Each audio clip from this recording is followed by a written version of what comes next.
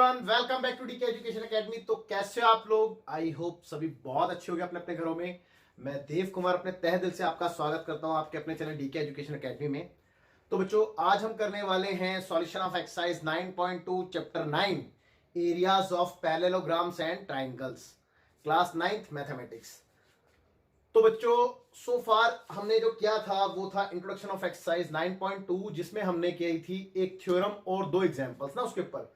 तो बच्चों, मेरा ये सजेशन है आप लोगों से कि पहले आप सॉल्यूशन देखने से पहले इंट्रो जरूर जरूर देखें, ठीक है ना। तो चलो स्टार्ट करते हैं टाइम वेस्ट ना करते हुए अपने very first question, that is question number 1, जो कि पेज नंबर 159 एनसीईआरटी है। तो देखिए क्या कहता है क्वेश्चन नंबर 1, जो कि पेज नंबर 159 एनसीईआरटी है ना। तो बच्चों, पहला क्वेश्चन बहुत ही ज्यादा इजी है और बहुत ही ज्यादा इंपॉर्टेंट भी है ना। तो देखो, इसको स्टार्ट करने से पहले मैं आपको एक छोटी सी चीज बता दूं कि बेटा हमने क्या सीखा था। हमने ये सीखा था कि एक तो पैरेललोग्राम का जो एरिया होता है वो क्या होता है बेटा, बेस इंटू कॉरस्पॉन्डिंग हाइट। अगर मैंने बेस ये लिया है तो मैं इसकी हाइट ये वाली लूंगा, है ना। लेट्स से ये सही से नहीं बनी है तो ये वाली हाइट लूंगा, है ना, या फिर ये हाइट होगी इसकी। यानी कि ये अगर बेस ये लिया है तो इसकी कॉरस्पॉन्डिंग हाइट, और अगर लेट सपोज ये बेस लिया तो इसकी कॉरस्पॉन्डिंग हाइट जो भी बन रही है, लेट सपोज ये वाली है ना, तो ये हाइट लूंगा। तो क्लियर है बेटा, पहली बात। दूसरी बात जो हमने थ्योरम में सीखी थी वो ये सीखी थी कि दो पैरेललोग्राम अगर एक ही बेस पे होंगे तो उनके एरिया इक्वल होते हैं, बट दोनों पैरेललोग्राम दो पैरेलल लाइन के बिटवीन होने चाहिए, है ना। और हमने एक क्वेश्चन में, एक एग्जांपल में ये भी सीखा था कि अगर एक ट्रायंगल और एक पैरेललोग्राम दोनों एक बेस पे स्टैंड करते हैं और दो पैरेलल लाइन के बिटवीन है तो ट्रायंगल का एरिया पैरेललोग्राम के एरिया का आधा होता है। ओके, तो बच्चों इन सब चीजों का यूज करते हुए हमें एक एक्सरसाइज करनी है। तो क्वेश्चन नंबर 1 देखिए, इसमें आपको फिगर ऑलरेडी गिवन है तो मैं फिगर फटाफट से देख के बना देता हूं। एक पैरेललोग्राम है कुछ ऐसा सा, और थोड़ी अच्छी ना बने तो इग्नोर करना, है ना। और ये एक इसकी हाइट दे रखी है आपको ई, है ना। ये ए वर्टेक्स है, ये ई है, ओके। और ये B C, I am damn sure ये ई ही होगा, सॉरी डी ही होगा। और यहां से एक आपको हाइट और दे रखी है ये वाली, और इसका नाम है सी एफ, ओके। तो मेरे बच्चों ये फिगर है आपके पास ना। हाँ, तो अब क्वेश्चन पढ़ देता हूं मैं फटाफट से, और क्वेश्चन में क्या लिखा है देखेंगे आप लोग ध्यान से। तो क्वेश्चन में कहता है कि in figure ABCD is a parallelogram. तो देखो एबीसीडी क्या है, एक पैरेललोग्राम है। तो सबसे पहले गिवन इंफॉर्मेशन की अगर मैं बात करूं तो आप लिखेंगे इन फिगर, और फिगर के अंदर एबीसीडी इज अ पैरेललोग्राम, ठीक है, ओके। सेकंड, अब कहता है इसके आगे कि AE परपेंडिकुलर टू DC, जिसमें कि AE जो है वो परपेंडिकुलर है DC पे, ठीक है, पहली बात। सेकंड बात इसने ये बोली है CF परपेंडिकुलर AD, और CF जो है वो परपेंडिकुलर है AD पे, ठीक है। आगे क्या है, CF परपेंडिकुलर टू AD, कहते हैं कि if AB equal to 16 centimetre, यदि AB जो है 16 सेंटीमीटर हो तो AB इक्वल टू 16 सेंटीमीटर, ठीक है, और AE 8 centimetre, AE equal to 8 centimetre, and CF equal to 10 centimetre, and CF equal to 10 centimetre हो, ठीक है। तो भैया बोलता है कि फाइंड करो AD को। सो टू फाइंड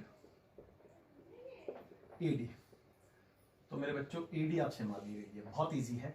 अब सॉल्यूशन पार्ट देखते हैं इसका।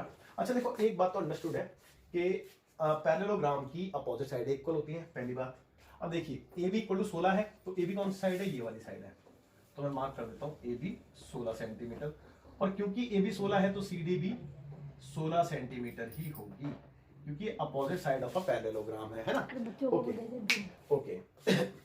अच्छा, सेकंड देखो, AE 8 है, AE कौन सी बेटा, ये वाली 8, ठीक है, यानी कि हाइट, तो ये 8 सेंटीमीटर हो गई, ओके। इसके बाद CF आपको दे रखा था 10, तो CF ये वाली साइड है, तो ये आपकी 10 सेंटीमीटर हो गई, है ना, ये हाइट है, ओके। तो इतनी इंफॉर्मेशन आपके पास थी, ठीक है। अब मैं बात करूं सॉल्यूशन की, तो मेरे को साफ नजर आता है कि अगर मैं इसका एरिया का कॉन्सेप्ट लगाऊं तो बेस इंटू हाइट लूंगा और बेस इंटू हाइट लूंगा, और क्योंकि मेरे को एडी निकालनी है तो मेरा ये वाला बेस निकल जाएगा, है ना। ठीक है, अब आप ध्यान से देखेंगे सॉल्यूशन पार्ट में कि एरिया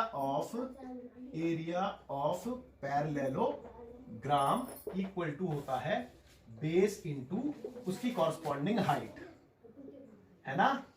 तो भैया एक बार मैंने बेस ले लिया CD, ठीक है, और उस पे हाइट ले ली मैंने AE, आप देख सकते हैं, और एक बार मैंने बेस ले लिया AD और उस पे हाइट कॉरस्पॉन्डिंग क्या है CF है। चेक कर लो भाई, दोनों का एरिया सेम होगा ना, क्योंकि एक ही पैरेललोग्राम का एरिया निकाल रहा हूं। तो CD कितना है चेक करेंगे भाई, CD है 16, चेक कर लो। और AE कितना है बेटा, AE भी आपको गिवन है 8। AD कितना है, AD देखेंगे, AD आपको नहीं गिवन है और AD ही तो फाइंड करना है। और CF कितना है, CF आपको दे रखा है 10 सेंटीमीटर, है ना। ओके, तो AD नहीं निकाल पाओगे। अब देखो दिस इंप्लाइज, तो it implies AD is equal to what, 16 into 8 upon में 10। देखिए मल्टीप्लाई करके कितना आ रहा है दोनों को,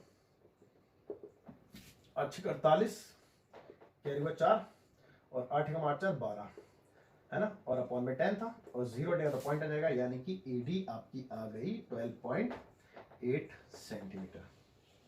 और बच्चों आई एम श्योर आपको बहुत अच्छे से समझ में आ गया होगा। आप वीडियो को पॉज करके नोट कीजिए फिर। तो बच्चों देखते हैं क्वेश्चन नंबर 2, जो कि सेम पेज नंबर 159 NCERT है।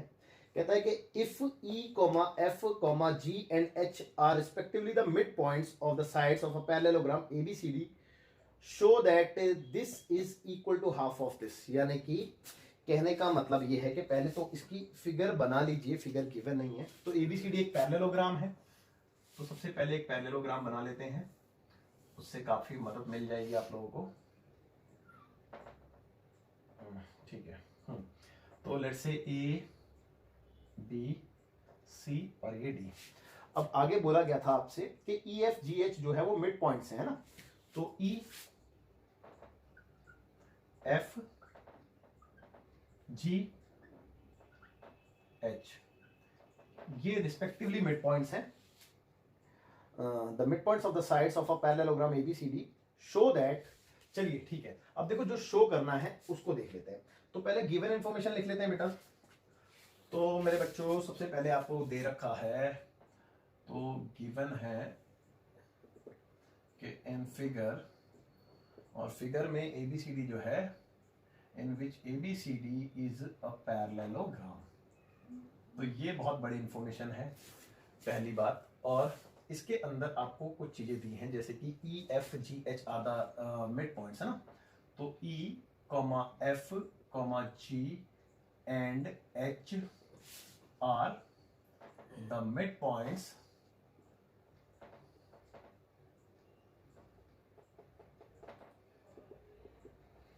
of sides AB, BC, CD and DA respectively, है ना। ओके, तो ये इंफॉर्मेशन आपको बहुत इंपॉर्टेंट गिवन थी। अब जो आपसे मांगा गया है, यानी कि जो प्रूफ करने को बोला गया है, तो उसको देखते हैं। तो टू प्रूफ, आपसे प्रूफ करने को बोला गया है बेटा कि एरिया ऑफ EFGH, है ना, यानी कि area of EFGH is equal to half of area ABCD, है ना, half of area ABCD, that's it। ठीक है, अब देखते हैं बेटा, देखते हैं एक बार ना। तो EFGH कौन सा है बेटा, देखो EFGH यानी कि इसको मुझे ज्वाइन करने को बोला गया इनडायरेक्टली, ठीक है। ओके ठीक है, कोई दिक्कत नहीं। देखो वैसे तो कोई दिक्कत, कोई परेशानी होनी ही नहीं चाहिए इस क्वेश्चन में, बट फिर भी एक काम करता हूं, मैं एक छोटी सी कंस्ट्रक्शन कर रहा हूं, मैं इनको ज्वाइन कर देता हूं आपस में, किसको, FH को, है ना। इससे बेनिफिट क्या मिलेगा वो अभी आपको 2 मिनट में नजर आ जाएगा। अब ध्यान देना कंस्ट्रक्शन पे, मार्कर चेंज कर देता हूं पहले। तो भैया ज्वाइन HF, है ना, या FH, बात देखिए। ओके, अब देखिए, एक अभी मैंने आपको बताया था इंट्रो में थोड़ा सा कि भैया हमने जो सोफार अभी तक पढ़ा था उसमें हमने देखा था कि अगर कोई पैरेललोग्राम और कोई ट्राइंगल एक ही बेस और दो बिटवीन पैरेलल लाइंस हैं तो ट्राइंगल का एरिया पैरेललोग्राम के एरिया का हाफ होता है। तो यानी कि अगर मैं इसको कैसे भी करके पैरेललोग्राम दिखा दूं और ये ट्राइंगल एक ही बेस पे है और ये वाला पैरेललोग्राम भी एक बेस पे, तो इसका मतलब ये वाला एरिया इस पूरे के एरिया का हाफ होगा, सिमिलरली ये वाला भी, और दोनों को फिर मैं ऐड कर दूं तो मेरा काम हो जाएगा। आपको नजर भी आ गया होगा, है। तो हम वही काम करने वाले हैं बस। अब एक बात सोचना, देखो लेट सपोज कि ये पूरी की पूरी 10 है, मान लो 10 है, तो ये भी 10 होगी क्योंकि opposite side of a parallelogram है, और क्योंकि ये और ये दोनों मिड पॉइंट्स हैं तो इसका मतलब इस पूरी 10 को 5 और 5 में डिवाइड कर रहे होंगे, तो इसका मतलब ये भी 5 और 5 रही होगी, है ना। तो इसका मतलब ये 5 और ये 5 है। और भैया आप खुद देखो ना, अब एक बात बताओ, वैसे भी अगर आप मिड पॉइंट को ज्वाइन करते हो तो भैया उससे क्या मिलेगा आपको, क्योंकि देखो ये पैरेलल तो थी और इक्वल भी आपने दिखा दी, तो ये पैरेललोग्राम बनेगा नहीं बनेगा, तो आपको ये पैरेललोग्राम बन गया, है ना। ओके, तो बस आपने यही चीज दिखानी थी इसमें, और इसके आगे तो कोई दिक्कत कोई परेशानी है ही नहीं। तो आप प्रूफ में देखिए सबसे पहले कि as ABCD is a parallelogram, as ABCD is a parallelogram, ठीक है, comma H and F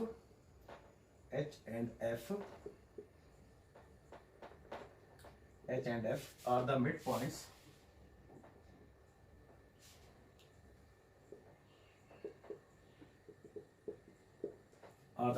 so therefore we can say कि बेटा इसको क्या पढ़ेंगे, CDHF या फिर CFHD, है ना, कुछ भी पढ़ सकते हैं।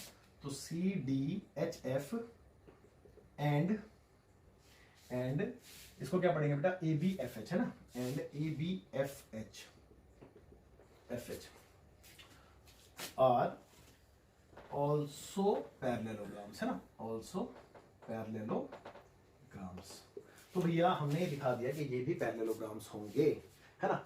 अब इसके बाद हम क्या कर सकते हैं, अब देखिए बहुत इजी है, बस एक स्टेटमेंट लिखनी है, आप लोग ध्यान देना कि हम क्या करने वाले हैं कि नाउ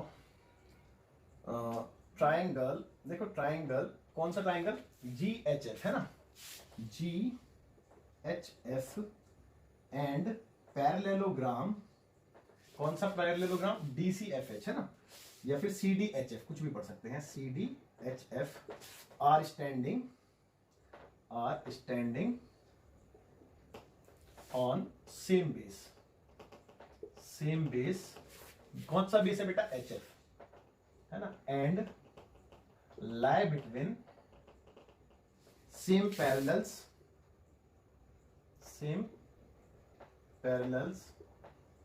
ठीक है। पैरेलल्स कौन सी बेटा, HF पैरेलल टू CD, है ना, तो HF एंड CD। ओके, तो इसका मतलब दोनों का एरिया क्या होगा, अब देखिए, तो what we can say area of GHF is equal to half होगा एरिया ऑफ, क्या नाम है बेटा इसका नाम हमने पढ़ा है CDHF के, है ना, CDHF के, और इसको हम इक्वेशन नंबर 1 कह देंगे, है ना, इसको हम इक्वेशन नंबर 1 कह देंगे। अच्छा, सिमिलरली हम नीचे का काम कर सकते हैं बेटा, है ना, तो मैं यहां पे सिमिलरली वर्ड का यूज कर रहा हूं, सिमिलरली एरिया किसका बेटा, EHF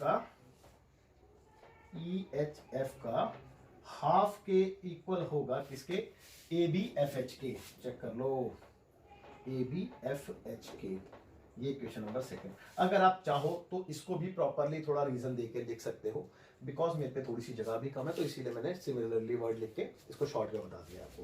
अब दोनों को ऐड कर दोगे तो आपका काम हो गया। Now adding equation number 1 and 2, हाँ, तो वी गेट, हमें क्या मिलने वाला है इधर से, वी गेट, देखो अगर मैं इन दोनों ट्राइंगल को ऐड करूंगा, चेक कर लो, इस ट्राइंगल को तो मेरे को EFGH मिल जाएगा, चेक कर लो, तो मेरे को मिल जाएगा एरिया EFGH, है ना।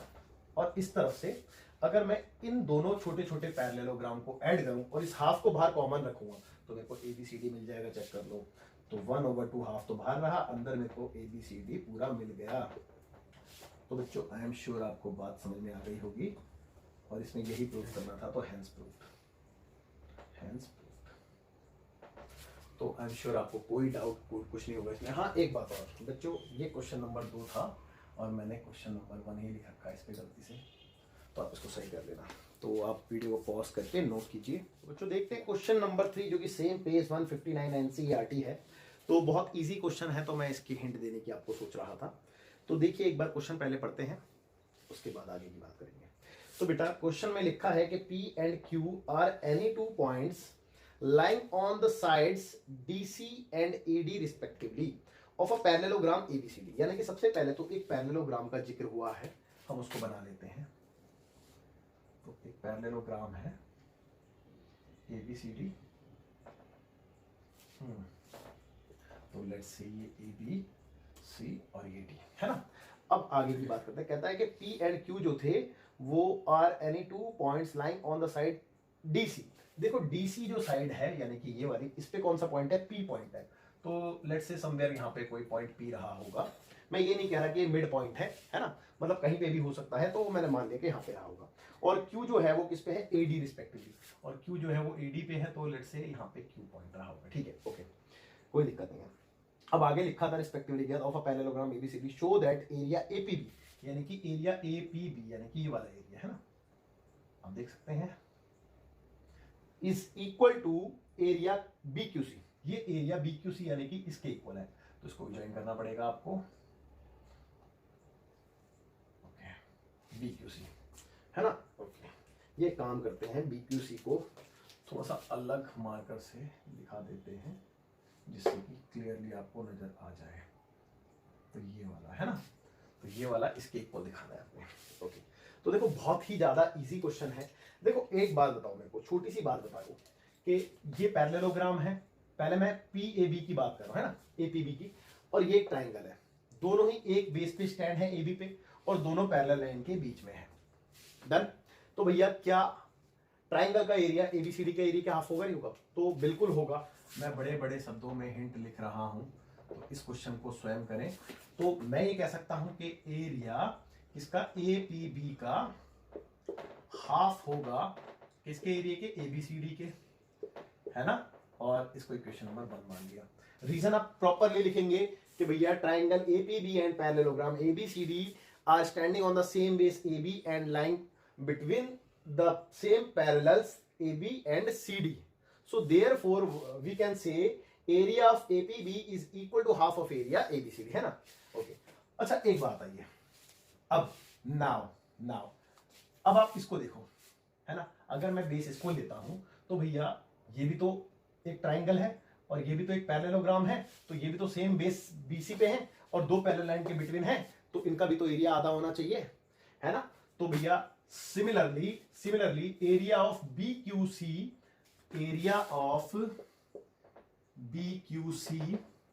हाफ होगा किसके एरिया के, इस पैरेललोग्राम यानी कि ABCD के। और मुझे आप लोगों पे पूरा भरोसा है। इसका रीजन क्या होगा बेटा कि triangle BQC and parallelogram ABCD are standing on same base BC and lie between same parallels BC and AD। So therefore we can say area BQC is equal to half of area ABCD. तो अब from equation number 1 and 2, from equation number 1 and 2 we can say देखो right hand side अगर equal है तो left hand side भी equal होगी। तो what we can say area APB equal हो गया एरिया BQC के। और चेक कर लो, आपसे यही तो मांगा गया था, मैं एक बार चेक कर लूं, APB BQC, हाँ बिल्कुल यही मांगा गया था, तो हैंस प्रूफ्ड। लेकिन आप इसको प्रॉपरली कर लेना, ठीक है। मैंने इसको प्रॉपरली नहीं कराया, मैंने इसमें सिर्फ आपको हिंट दी है। तो आई एम श्योर आपको बात बिल्कुल अच्छे समझ में आ गई होगी और हमने जितने भी क्वेश्चन किए हैं आपको अच्छे से क्लियर हो गए होंगे। तो बच्चों मैं बाकी जो बचे हुए क्वेश्चन हैं that is question number 4, 5 and 6, है ना, इसको हम नेक्स्ट पार्ट में करेंगे। तो जो बाय टेक केयर, मिलते हैं आपसे नेक्स्ट लेक्चर में, जब तक अपना ध्यान रखिए, बाय टेक केयर, जय हिंद।